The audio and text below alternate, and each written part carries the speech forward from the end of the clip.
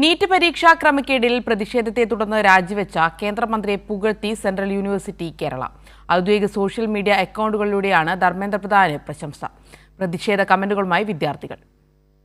പരീക്ഷാ ക്രമക്കേടുമായി ബന്ധപ്പെട്ട് രാജ്യതലസ്ഥാനത്ത് നടന്ന സമാനതകളില്ലാത്ത വിദ്യാർത്ഥി യുവജന പോരാട്ടത്തിനൊടുവിൽ രാജിവെക്കേണ്ടി വന്ന കേന്ദ്രമന്ത്രി ധർമ്മേന്ദ്ര പ്രധാനെ പ്രശംസിച്ചുകൊണ്ടുള്ള പോസ്റ്റുകൾ സെൻട്രൽ യൂണിവേഴ്സിറ്റി കേരളയുടെ ഔദ്യോഗിക സമൂഹമാധ്യമ അക്കൗണ്ടുകളിലാണ് പ്രത്യക്ഷപ്പെട്ടത്. രാജിക്ക് തൊട്ടു പിന്നാലെയായിരുന്നു പോസ്റ്റ്. രാജ്യത്തിനും ഉന്നത വിദ്യാഭ്യാസ മേഖലയ്ക്കും ധർമ്മേന്ദ്ര പ്രധാൻ നൽകിയ വിശിഷ്ടമായ സേവനങ്ങളെ അതീവ ആദരവോടെയും കൃതജ്ഞതയോടെയും സെൻട്രൽ യൂണിവേഴ്സിറ്റി കേരള സ്മരിക്കുന്നു. സർവകലാശാലയുടെ അക്കാദമിക് പരിപാടികൾ വിപുലീകരിക്കുന്നതിനും അടിസ്ഥാന സൗകര്യങ്ങൾ ശക്തിപ്പെടുത്തുന്നതിനും വലിയ പിന്തുണ ലഭിച്ചു. ദേശീയ വിദ്യാഭ്യാസ നയം നടപ്പിലാക്കുന്നതിന് നിർണായകമായ സംഭാവന നൽകി. കേന്ദ്രമന്ത്രി എന്ന നിലയിലുള്ള സംഭാവനകൾക്ക് സർവകലാശാല ആത്മാർത്ഥമായി നന്ദി രേഖപ്പെടുത്തുകയും ഭാവി പ്രവർത്തനങ്ങൾക്ക് ആശംസകൾ നേരുകയും ചെയ്യുന്നുവെന്നും പോസ്റ്റിൽ പറയുന്നു.